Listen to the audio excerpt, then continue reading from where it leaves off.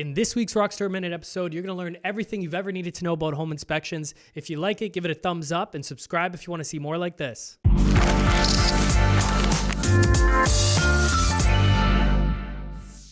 Okay, I'm live with Mike DeZormo, real estate investing coach here at Rockstar, and I'm going to ask Mike today about home inspections.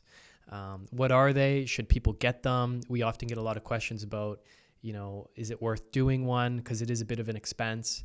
And then in some market conditions, we've seen where you haven't even been able to do one. So, what are you missing out on if you don't get one? So first of all, what is a home inspection? Good point. Yeah, as of April of this year, we've finally been able to get that clause back into offers, because prior to that, the 2 years previous, you basically couldn't put in a home inspection clause in, because the likelihood of you getting that property with an inspection with any condition in, you probably weren't getting it. So we're back to being able to put that condition in. A home inspection is typically we get a certified home inspector into the house. It's typically an inspection of the exterior and interior, and it's going to take roughly 2 to 3 hours depending on the size and age of the property. The home inspectors, they're human. They can't see through walls. They have devices that can slightly help them out, but we're not tearing apart anything. They're just doing their best, looking at, what they can see.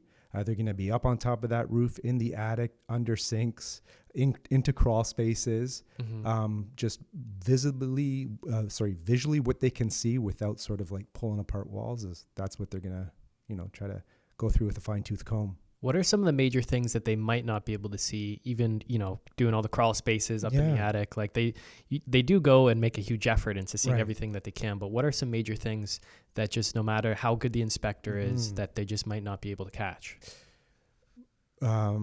It's probably going to be, if it's a finished basement and obviously below grade, if there's a leak, there's a chance there that if it's a finished basement and it hasn't rained in quite some time, that the home inspector will not pick up any signs of moisture. If that leak is behind the walls. Correct. Yeah, that would be one of. Obviously, if there's isn't tattletale signs like the moisture reader's not picking up like a wetness to the wall or carpet. If there isn't any staining on the trim or the wall, if there isn't any mold present, then it's pretty hard. If it's dry and there's a leak and you just can't open up walls. However, a telltale sign is often if the basement flooring is tile, not in all cases, but if it's tile. Why is it tile?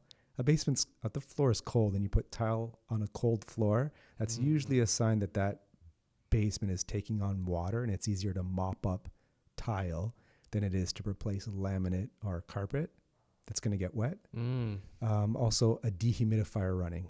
So not in all cases, but in many cases, if somebody has excess moisture in their basement, often from a leak, they have a dehumidifier running 24/7. So that's another telltale sign.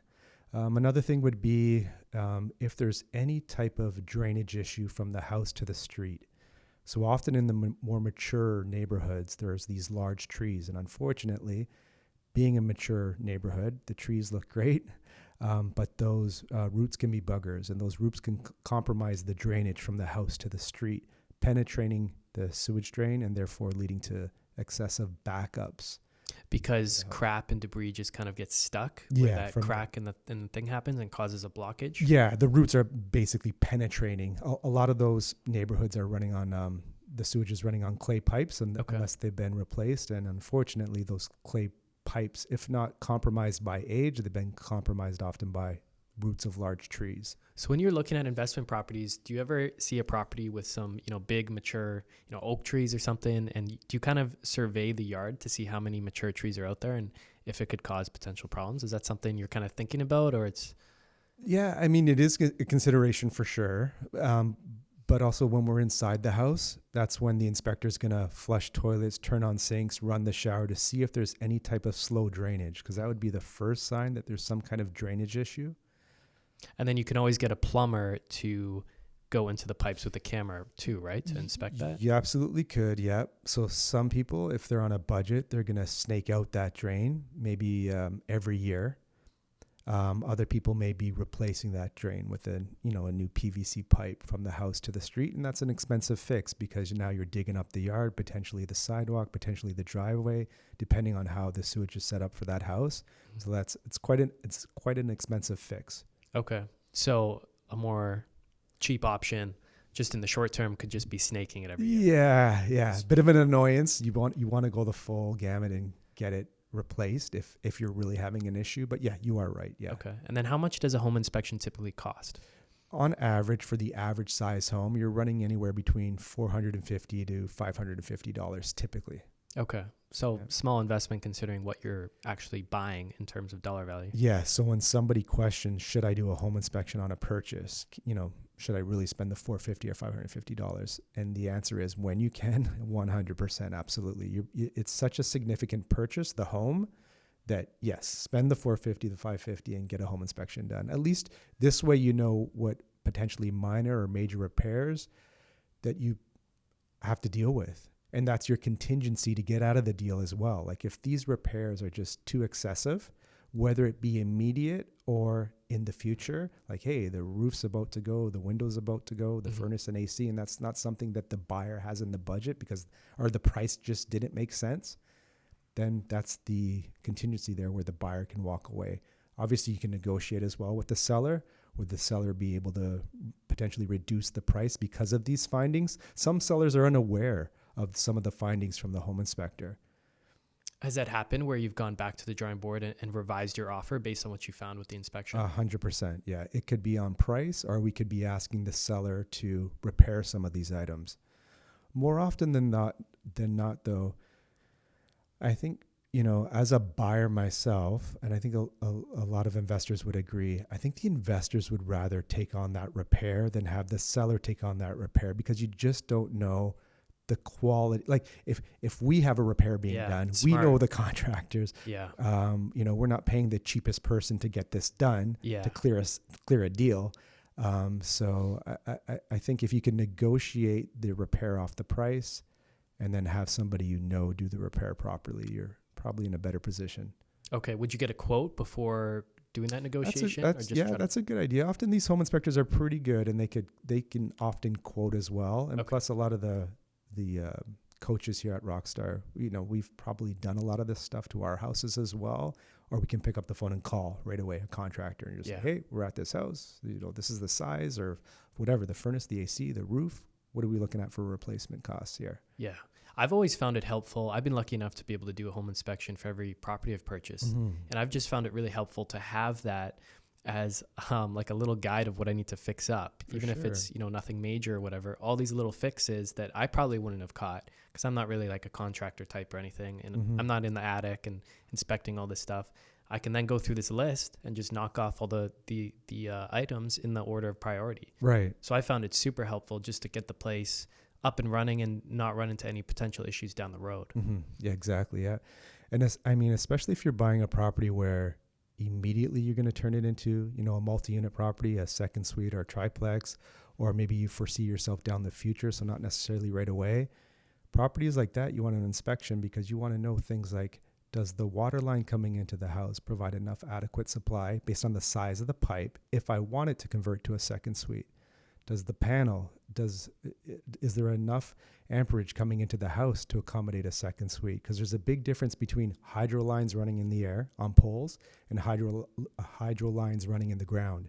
If you have to increase the output capacity of the home in regards to, because we got to go do 200 amps on a legal second suite. That's the minimum? That's the minimum, yeah. So if you got to increase that, and it all has to be underground, that's not an inexpensive cost to the owner. And again, it depends. Is that electrical running under a driveway, or is it just grass? So all this adds up. Things like that. You want to make sure, for instance, you have the proper ceiling heights, the right egresses, stuff like that, which often these home inspectors can, let the investors know what they're up against, whether, yes, this will pass, or no, it will not. So do you recommend working with inspectors who work with investors more?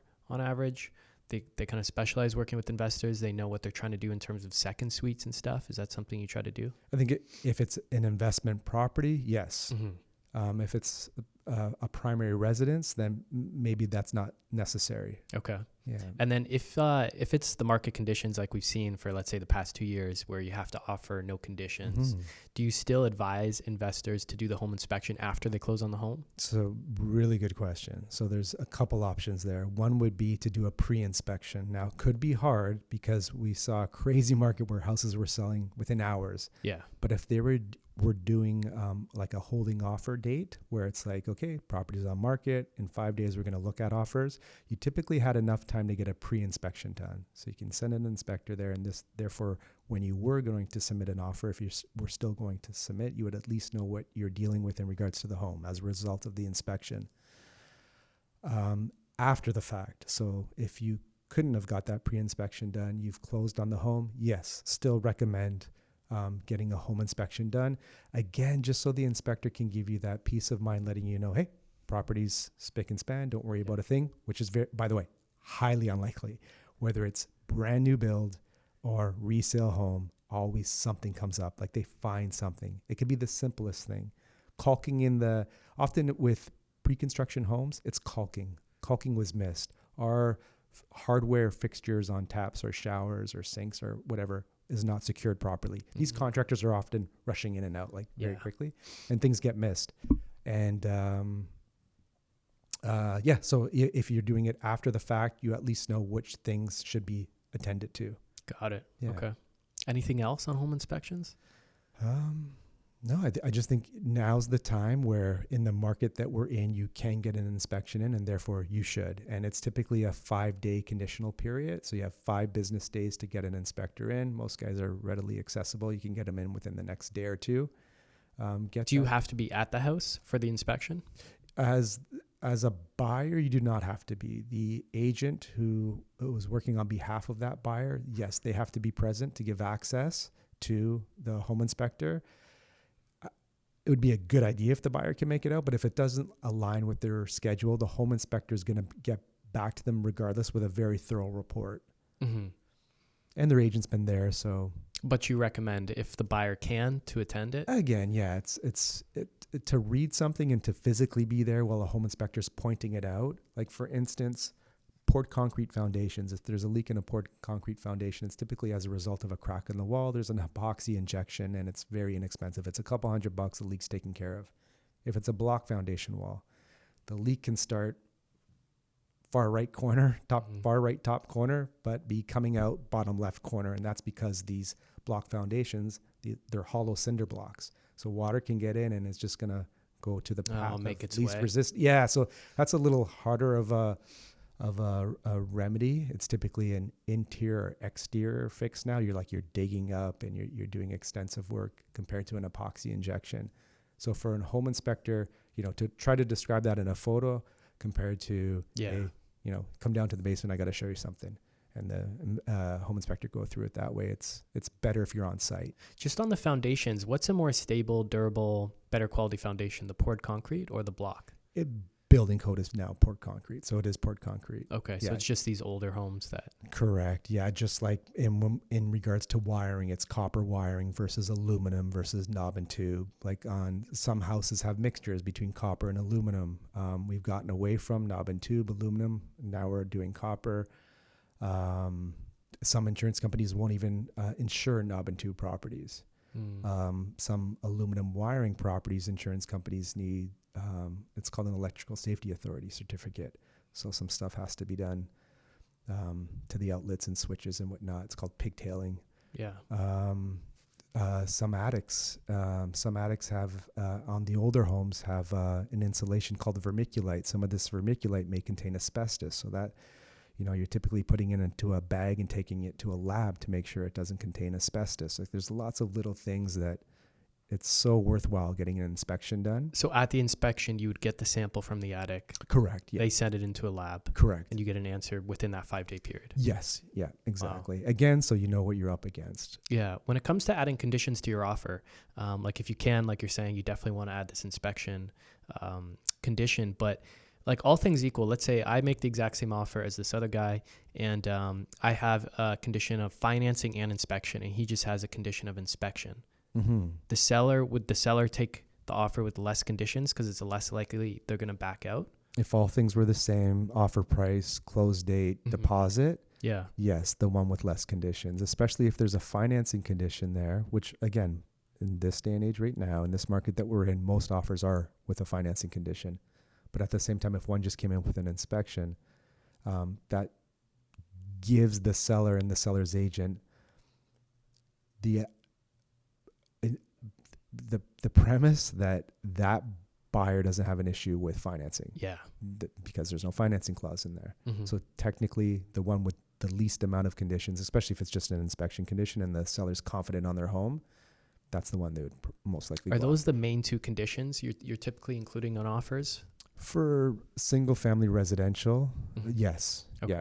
Yeah, for sure. If it's multi-res, then we're getting into things like no tenant disputes, review of leases, review of utility expenses. There's a little more to that, verification of zoning. But for single family investment purchases, yes, home inspection financing. Okay, cool. Awesome. Thanks, Mike. I think that's pretty much it. Awesome. Yeah, cool. Cheers.